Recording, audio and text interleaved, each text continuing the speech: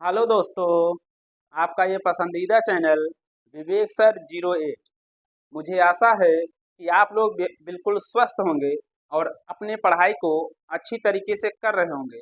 आइए आज हम लोग अध्याय 2 यानी बहुपद पॉलिनोमियल, इसके अंतर्गत हम लोग कुछ महत्वपूर्ण जानकारियां देखेंगे, तब जाके हम लोग सवालों को हल करेंगे। आइए देखिए इसके अंतर्गत हम लोग क्या क्या पढ़ेंगे।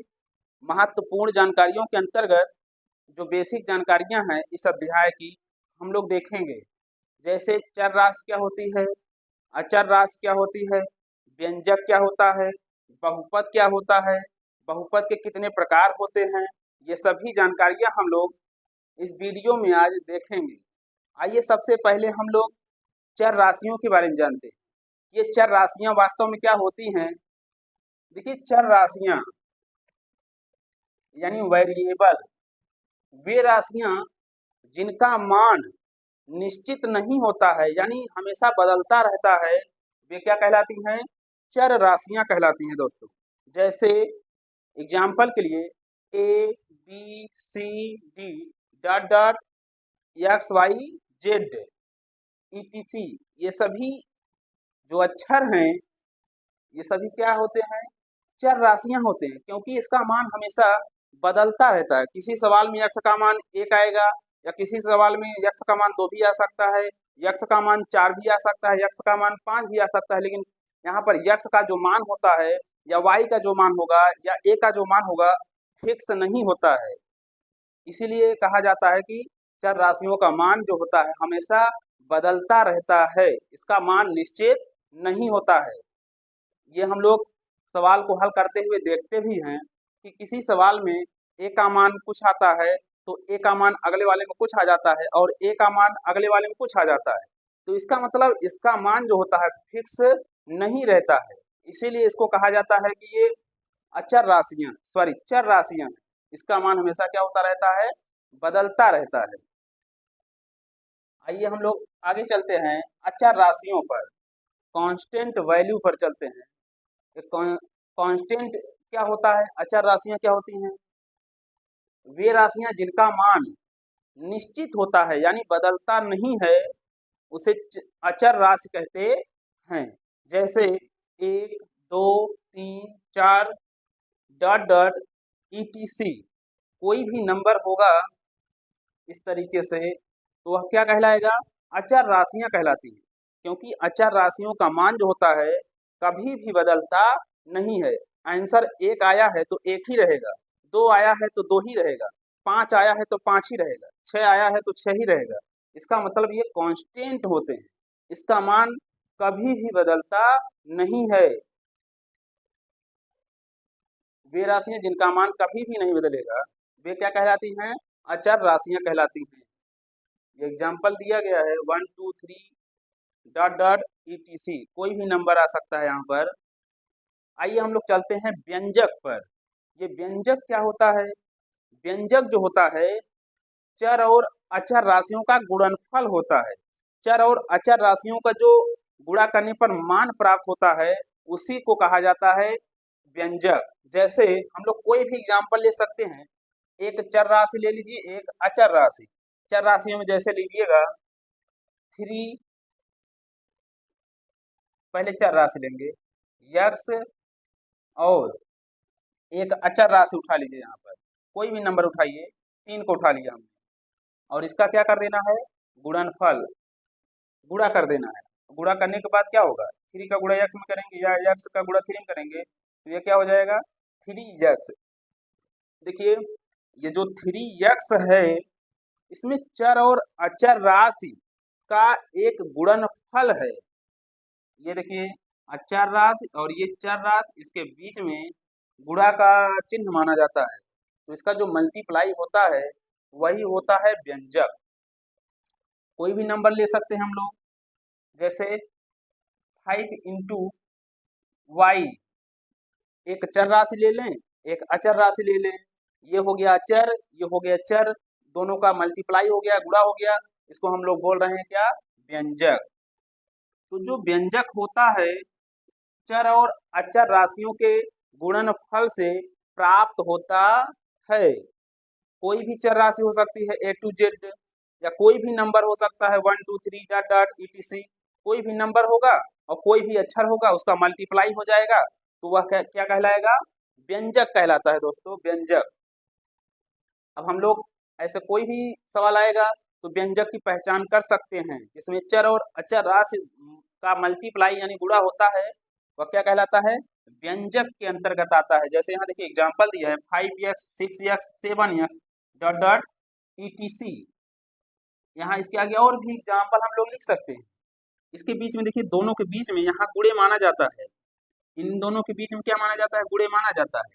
इन दोनों के बीच में क्या माना जाएगा? गुणे माना जाता है। तो एक अचर एक चर, इन दोनों का मल्टीप्लाई हो गया, यानी गुणनफल को ही क्या कहा जाता है? व्यंजक। अचर और चर के गुणनफल को ही व्यंजक कहते हैं। ये सभी में देखिए हुआ है।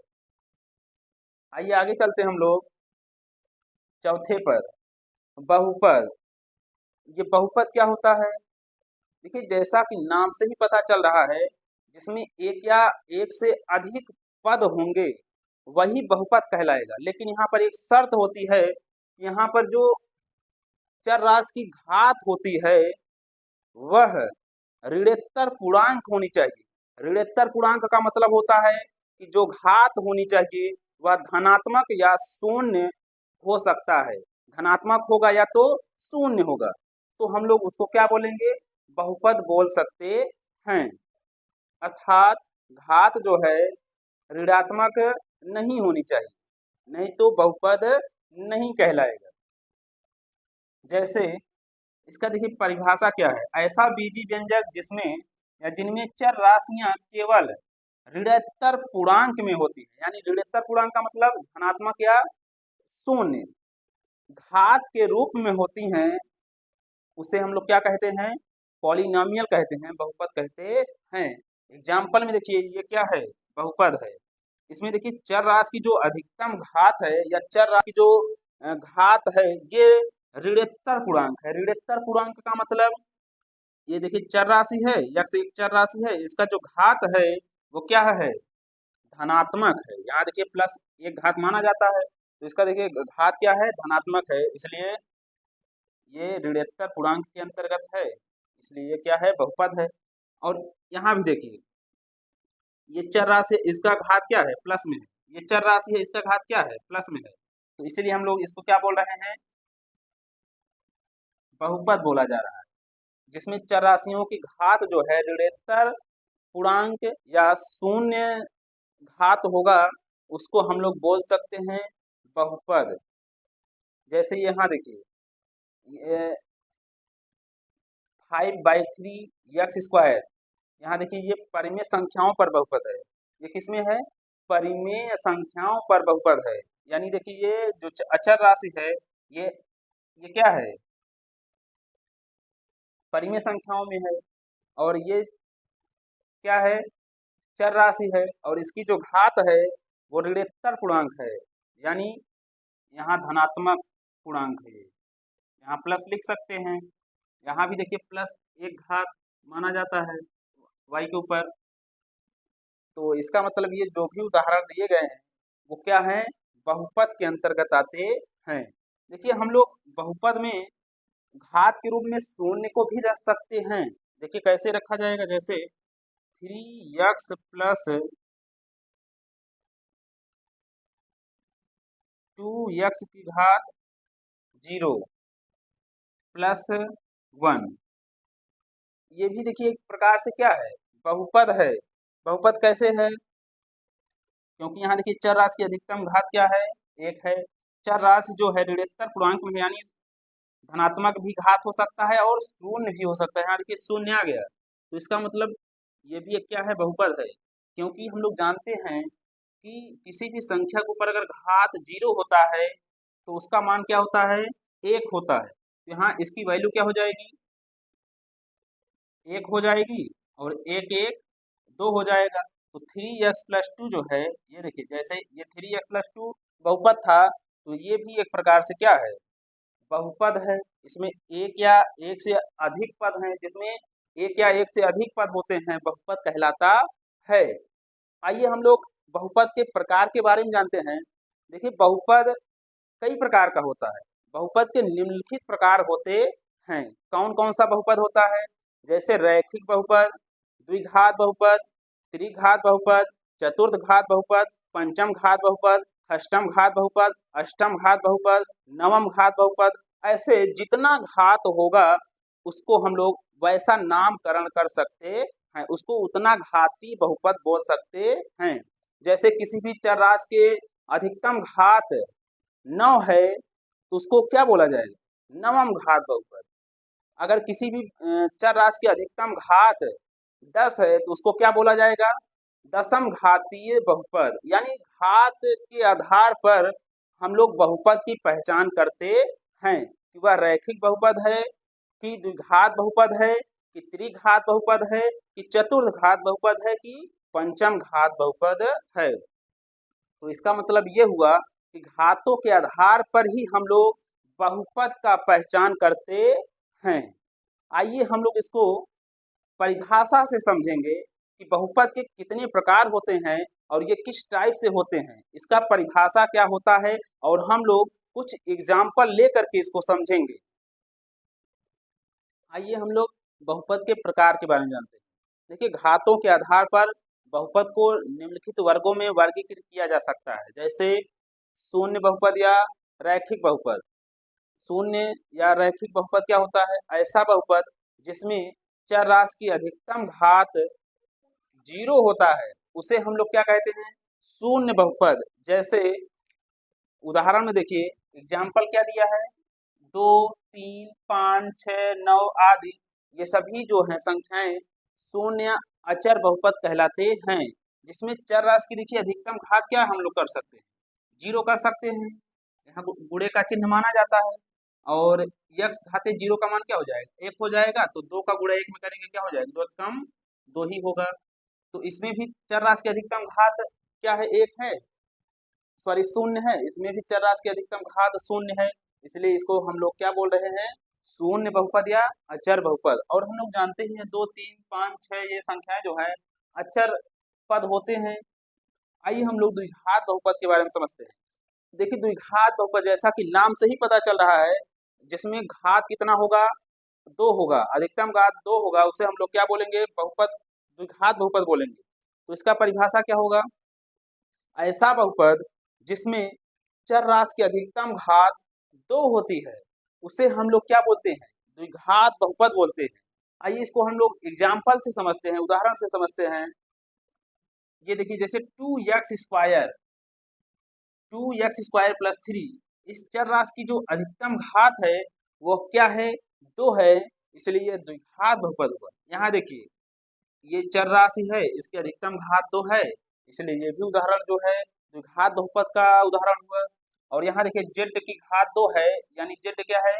चर राशि है। और इस चर राशि की जो यहाँ पर देखेंगे सभी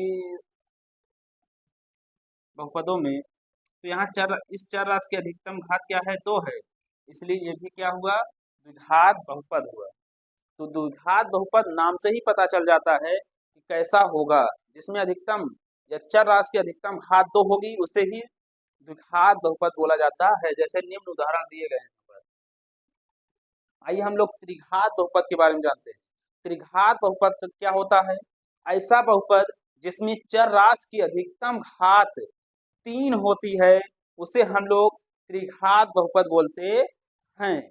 यहाँ देखिए लिखा भी गया है, ऐसा बहुपद जिनमें चर राशि की अधिकतम घात कितनी होती है? 3 होती है। चर राशि की अधिकतम घात 3 होगा, उसी को बोला जाता है त्रिघात बहुपद। ये देखिए जैसे एग्जाम्पल, यहाँ चर राशि ये है, ये सभी चर राशियां ही हैं, ये भी चर राशि है, ये भी चर राशि है। तो इस चर राशि की अधिकतम घात क्या है? 3 है। तो ये क्या हुआ? त्रिघात बहुपद हुआ। ये उदाहरण हो गया त्रिघात बहुपद का। इसको देखते हैं हम लोग। यहाँ पर देखिए सबसे अधिकतम घात क्या है? 3 है। तो बहुपद को देखेंगे, जो अधिकतम घात होगा उसका नाम वैसे ही रख दिया जाएगा। यहाँ 3 अधिकतम घात है बहुपद की, तो इसको हम लोग किस में रखे हैं? त्रिघात बहुपद के अंतर्गत रखे हैं। ये देखिए यक्स की घात क्या है? 3 है, इसलिए यह भी उदाहरण जो है त्रिघात बहुपद का उदाहरण हुआ। मुझे आशा है कि आप लोगों को यह वीडियो जरूर पसंद आया होगा।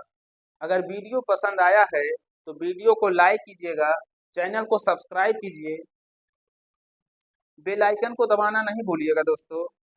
जो भी डाउट है आप लोग कमेंट बॉक्स में पूछ सकते हैं, इसका रिप्लाई जल्द से जल्द दिया जाएगा। जय हिंद, मिलते हैं नेक्स्ट वीडियो में।